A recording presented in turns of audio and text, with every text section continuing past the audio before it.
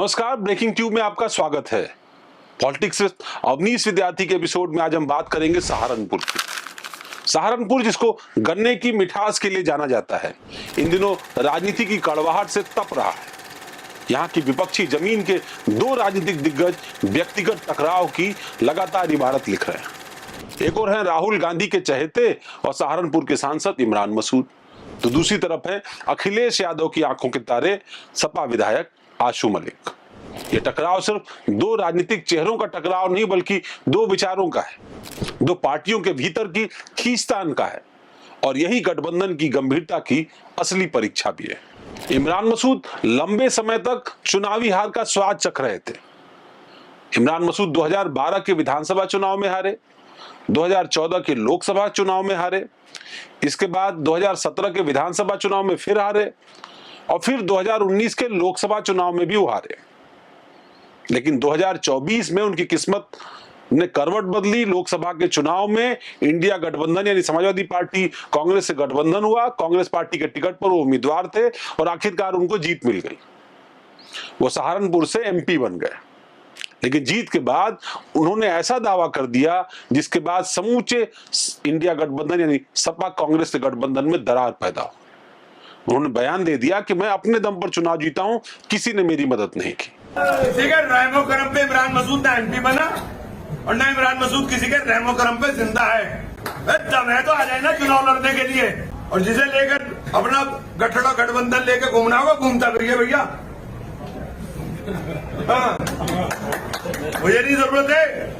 यहां तक कि मसूद ने स्थानीय समाजवादी पार्टी के नेताओं के बधाई संदेश भी मोबाइल फोन पर लेने बंद कर दिए।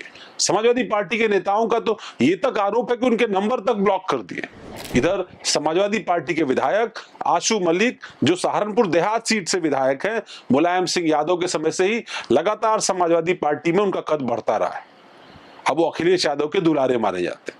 2022 का विधानसभा चुनाव करीब 40,000 वोट से जीत करके आए थे। देश भर में मुस्लिम धर्मगुरुओं उलेमाओं से उनकी बेहद करीबी है, और उनके अपने समाज यानी तेली समाज में उनकी काफी मजबूत पकड़ मानी जाती है। वो सहारनपुर, मुजफ्फरनगर, गाजियाबाद जैसे जिलों में अच्छा प्रभाव रखते हैं। इधर इमरान मसूद जब से सांसद बने, उन्होंने बार बार ये कहने की कोशिश की कि उन्हें किसी ने मदद नहीं की, बल्कि वो खुद अपने दम पर चुनाव जीत कर आए।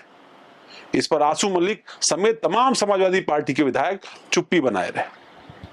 लेकिन बयानों का पारा इतना चढ़ गया कि मसूद ने समाजवादी पार्टी के ही एमएलसी को गठबंधन से सहारनपुर देहात का उम्मीदवार घोषित कर दिया। फिर क्या था, आशू मलिक ने भी तीखा हमला बोल दिया और कह दिया कि अगर इतने ही दमदार हैं मसूद साहब तो लोकसभा से इस्तीफा दे दें, मैं विधानसभा से इस्तीफा दे देता हूं, फिर देख लेते हैं जनता किसके साथ है। और बार बार इस बात को कह रहे हैं कि हम अपने दम पर बने हैं। अगर उन्हें इस बात का अहंकार है, तकब्बुर है कि वो अपने दम पर बने हैं, तो फिर ये खेल दोबारा हो जाए, वो भी इस्तीफा दे दें, हम भी इस्तीफा दे देते हैं, और हम उनकी चुनौती को स्वीकार करते हैं, और वो लड़ ले, जनता एक को चुन लेगी। यहीं से लड़ाई निजी हो गई।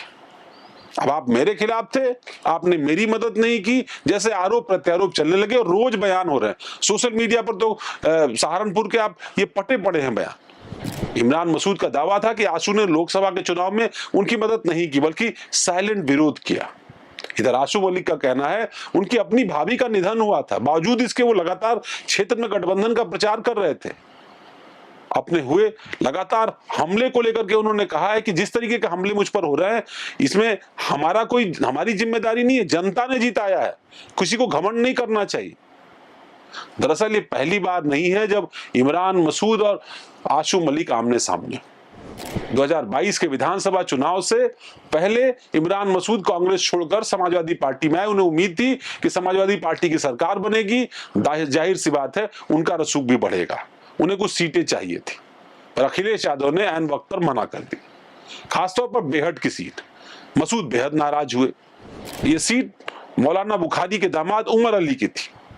उमर 2012 में भी वहां से चुनाव लड़े थे और 22 में फिर वो विधायक है।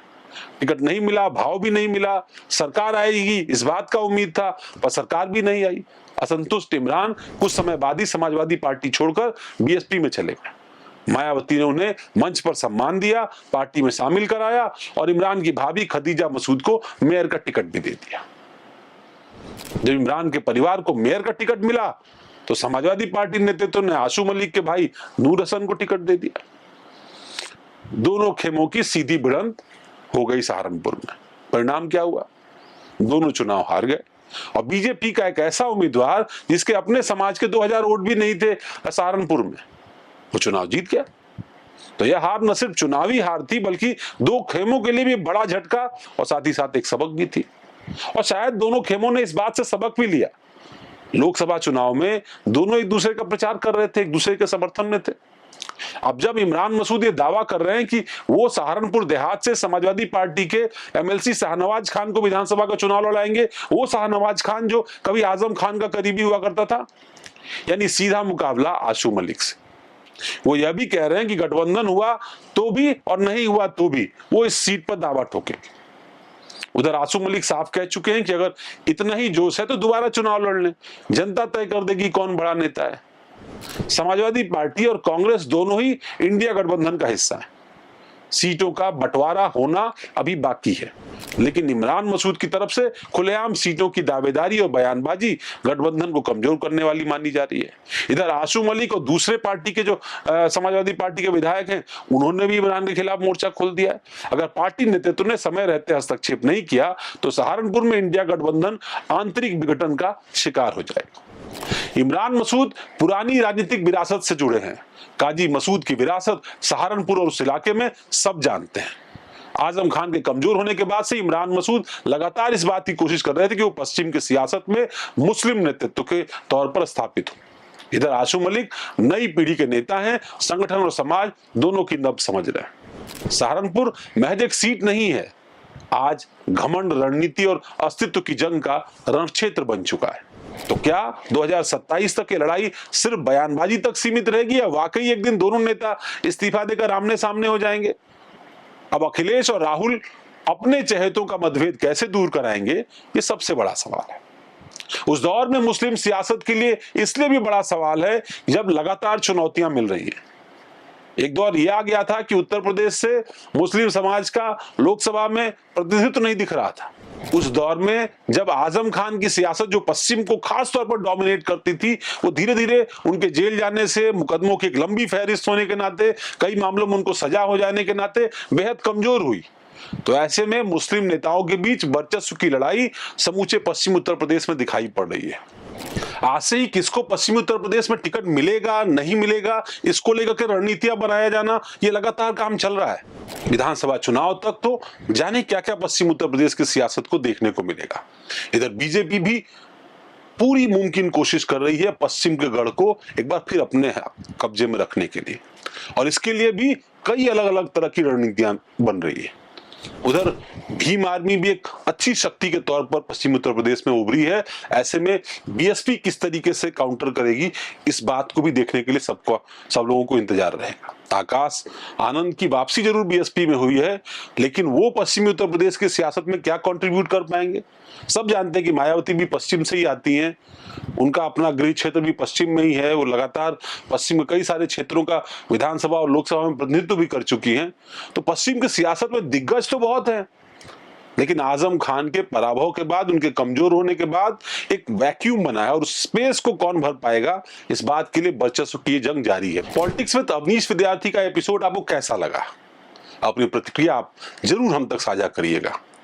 हमारे अलग अलग प्लेटफॉर्म्स, उनको फॉलो करिए, सब्सक्राइब करिए, और उनके इनबॉक्सेज में, उनके कमेंट बॉक्सेज में आप अपनी प्रतिक्रिया दीजिए, अपने सुझाव दीजिए कि आप किस तरह की राजनीति के बारे में जानना चाहते हैं, किस क्षेत्र की राजनीति के बारे में जानना चाहते हैं, किन नेताओं की कॉन्फ्लिक्ट के बारे में जानना चाहते हैं, या फिर किस विधानसभा या लोकसभा क्षेत्र में भविष्य की राजनीति किस तरफ बढ़ रही है, उसके बारे में जानना चाहते हैं।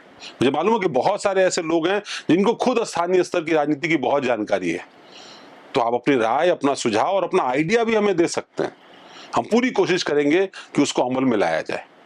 हमारा हौसला बढ़ाने के लिए, लगातार हमको सब्सक्राइब करने के लिए, फॉलो करने के लिए आप सभी का धन्यवाद है।